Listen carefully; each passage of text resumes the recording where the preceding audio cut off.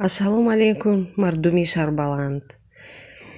имрӯз суҳбате дорем дар бораи тарбияи фарзанд ва ақибати он. ҳаёт худаш ба чанд гурӯҳ тақсим шуда қонуни худашро дорад. яке аз гурӯҳи он ки тарбияи хуби фарзанд ва бар роҳи рост ҳидоят намудани ӯ мебошад. мо кӯдакро бояд аз хурдӣ тавре тарбия намоем ки дар оянда як шахси беҳтарин, фаъолтарин ва аз ба воя расидани вай худи мо шарм надорем. агар писар бошад, ӯро дар рӯҳияи марди ҳақиқӣ, нотарс, қавӣ ирода, муҳофиз ва боваринок, меҳнатдӯст ба воя расонем.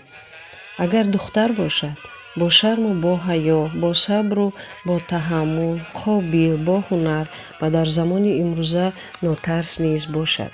вале имрӯзҳо баъзе аз падару модарон қувваи худро зиёд барои тарбияи фарзанд сарф намекунанд.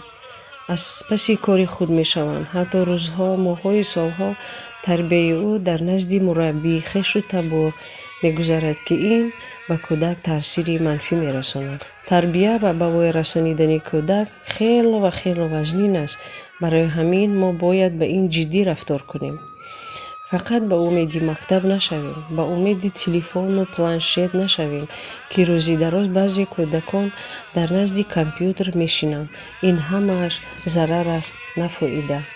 падару модар доимо бояд назорат кунанд ки фарзанди вай бо чӣ кор машғул аст. дар солҳои 70-80 мо то соати 1 ё 2 дарс мехондем. баъд хона омада наҳорӣ мекардем. тақрибан баъд аз 2 соат ба саҳро барои чобуқ кардан ё пахтачинӣ мерафтем. баъд бегоҳӣ омада ба кори хона ёрӣ мерасонидем. дарс тайёр мекардем. рӯзҳои шанбе якшанбе низ саҳро, кори хона, дарстайёркунӣ, боз дар мактаб баҳои хуб мегирифтем.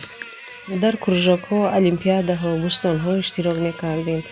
умуман вақти бекорӣ надоштем ва хаста низ намешудем. вақте ки ба донишгоҳ омадем, баъд аз дарс ҳатман соатҳо дар китобхонаҳо мешиштем. рӯзҳои истироҳати пурра ба ёрии кӯмаки модар дар хона пухту паз, шустушӯй, дарзмол кардан ва дигар корҳои фоидаовар машғул мешудем. мутаассифона имрӯзҳо тамоман тарбияи баъзе дигаргун шудааст. баъзе духтарон аз рӯи беақлӣ дар телефонашон рақси бемаънии худро сабт намуда дар интернет мепартоянд. ё дар тӯйҳо мебинӣ мардуми бисёр ҷамъ шудаанду раққосае бо либоси бараҳна назди мӯйсафедон, кӯдакони хурд бо ҷавонон мерақсанд. ин ба психикаи кӯдак таъсири манфӣ мерасонад. ин ҳамааш аз тарбияи нодурусти падару модар. бештар тарбияи фарзанд аз модар вобастагии калон дорад. фикр мекунанд ки 2 сум пуле ки дарёфт мекунанд ба даҳони падару модараш зада мегӯяд ки ман пул кор кардам. онҳо низ мисле ки муттаҳам бошанд халқ мекунанд.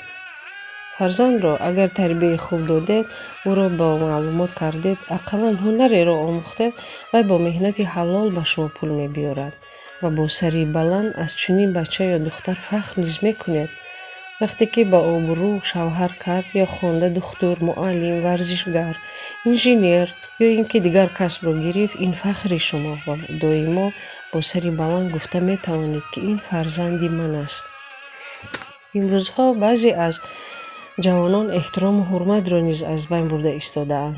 калонсолонро аслан ҳурмат намекунанд. солҳои пеш то ин дараҷа набуд. мо аслан ҳуқуқ надоштем суханони аз худ калонро нагирем ё дар мобайни гап суханашонро бурем. насиҳатгари мо падару модар, бобою бибӣ, тағою амак, холаю амма ва ҳатто ҳамсояҳо буданд ки мо онҳоро гӯш мекардем. аз падару модар тарбияи фарзанд боз мегӯям вобастагии калон дорад.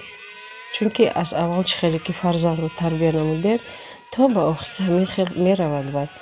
хишти аввал чун ниҳад меъмор каҷ, то ба охир меравад девор каҷ. дар охир аз ин лиҳоз гуфтаниам ки дар куҷое набошед, бо касе набошед, бо чӣ коре машғул набошед, фарзандонро танҳо нагузоред.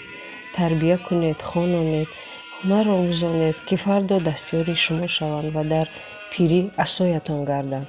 ба хонадони шумо осудаҳолӣ ва хушҳолиро таманно мекунам.